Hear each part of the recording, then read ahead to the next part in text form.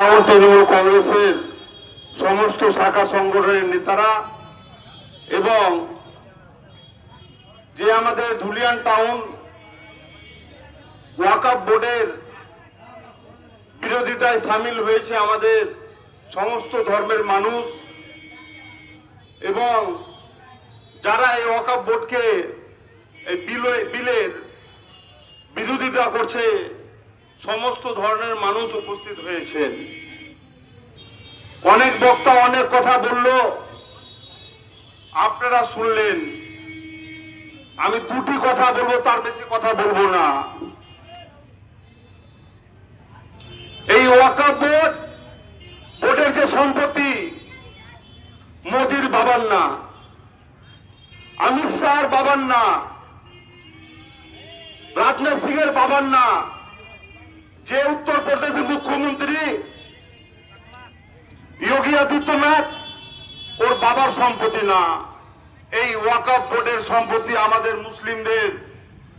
যেসব মুসলিমরা বড় বড় পয়সাওয়ালা মুসলিম আছে আমাদের ভারতবর্ষে, যারা নিরীহ মুসলিম, যারা গরিব মুসলিম, তাদের চিন্তা ভাবনা করে এই সম্পত্তিকে যোগানো হয়েছে।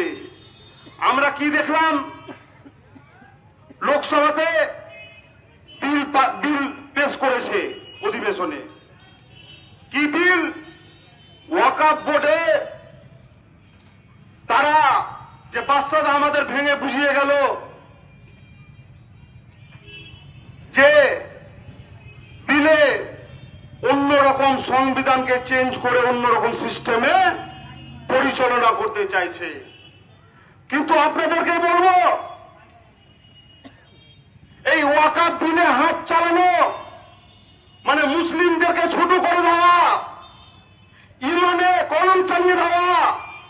এই মোদি নিজেকে ফিরাউন মনে করছে, কিন্তু আমাদের যদি শরীরে ইমান থাকে আর যদি আমাদের শরীরে ইসলাম বলে পৃথিবীতে কিছু আছে, আমরা যদি বিশ্বাস করি এই ইসলামকে, এই মুসলিমকে, তাহলে আমাদেরকে আজকে থেকে প্রতিজ্ঞা করতে হবে যে বিলকে মোদিকে রিটার্ন দিতে হবে লোকসভাতে।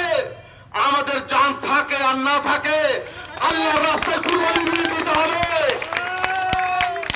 আর একটাই কথা বলবো, তো আমি ছোটবেলায় একটা ফিল্ম দেখেছিলাম, সে ফিল্মের নাম হলো এলানি জং। এলানি জং আজকে থেকে আমাদেরকে এলানি জংয়ের ধর্মেন্দ্র হয়ে যেতে হবে, মোদির বিরুদ্ধে দেখিয়ে দিতে হবে হাওয়া কা রুখ বদল সকতা হ্যায়। আল্লাহ গজব পড়বে। যে মোদি নিজেকে ফিরাউন মনে করছে, সেই মোদিকে আল্লাহর গজব পড়বে। আর আল্লাহ যদি স্বয়ং আছে, এই বিজেপি পার্টির নাম যে বিজেপি পার্টি, সেই পার্টি ভারতবর্ষের মাটি থেকে উঠে যাবে। আমরা চাই না কোন ধর্মকে আঘাত করি, আমরা চাই না কোন মন্দিরের নিয়ম ভাঙি, আমরা চাই না কোন জৈনদের মন্দিরে আঘাত দিই। আমাদেরকে আঘাত দিও না। আমরা যা খুশের, আমাদেরকে যত তাতাবেন আমরা তত তাকবো। এই কয়েকটি কথা বলে নয় তাকবীর, মমতা ব্যানার্জি জিন্দাবাদ, অভিষেক বন্দ্যোপাধ্যায় জিন্দাবাদ। আমরা তৃণমূল কংগ্রেসের সৈনিক। এই ওয়াকফ বিলের জন্য আমরা জানের বাজি লাগিয়ে দিব। আজকাল পর থেকে এই আন্দোলন